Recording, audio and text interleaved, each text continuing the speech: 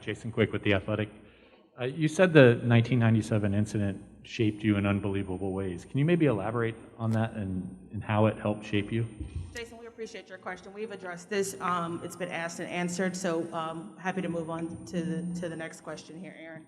I guess I'm still curious for a little bit more clarity about the investigation that you guys conducted. Who did you hire to do it? Who did they talk to? What specifically did they tell you that led you to the conclusion that you got to? So right. That's proprietary, Sean. So you're just going to have to take our word that we hired an experienced firm that ran an investigation that gave us the results we've already discussed.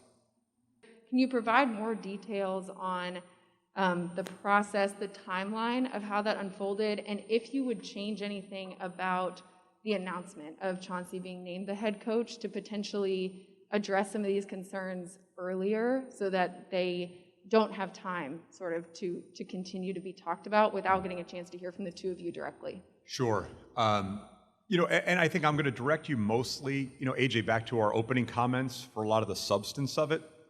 But in terms of the process, I think we all live in a world now where it wasn't really our announcement, right? That's the world we all kind of live in. Things get out before you want them to get out. Whether someone had accepted it, if you look at the timeline, I think we were also faced with, some obstacles.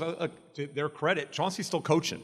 And we really were trying to be respectful. The news wasn't going to hold, right, once you offer the job to somebody.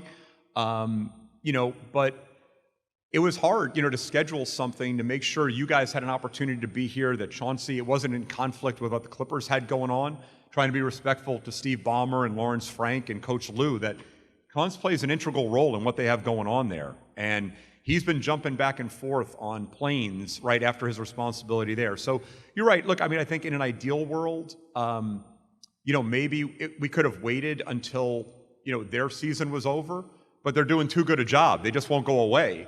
And you're right. And it allowed something to take place through social media that we then felt like we did have to address today. And, I think things get away from you, but you have to just accept the fact that there's things you can control and things you can't. And all we can control is we're really excited about Chauncey. We know he's the right choice for our franchise.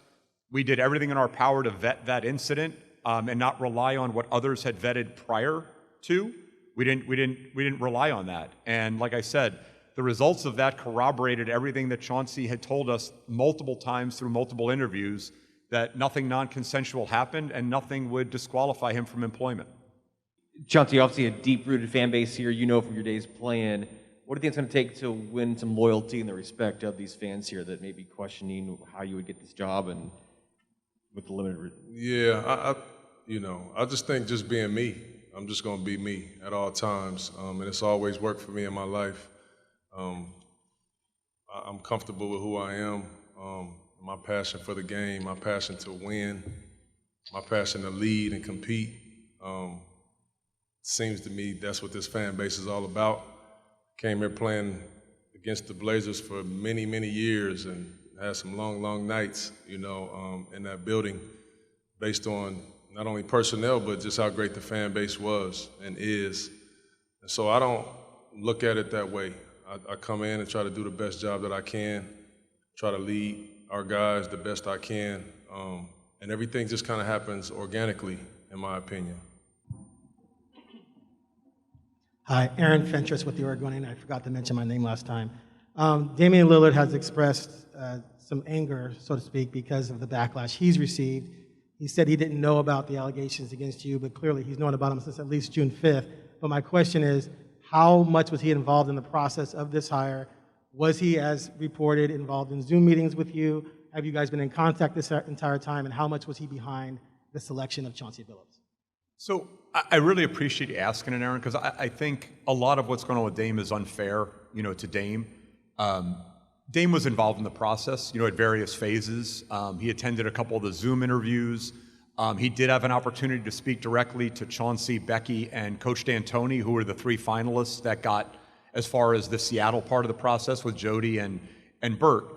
And look, you guys know, we've talked about this every time we do a postseason media available. Dame's opinion and Dame's feedback is really important to the decisions we make, whether it's trade, free agency, right? Not draft, But make no mistake, look, at the end of the day, the organization made the decision. We have different sectors in this organization, and Dame represents the player sector, and we took his input in the process. We value it.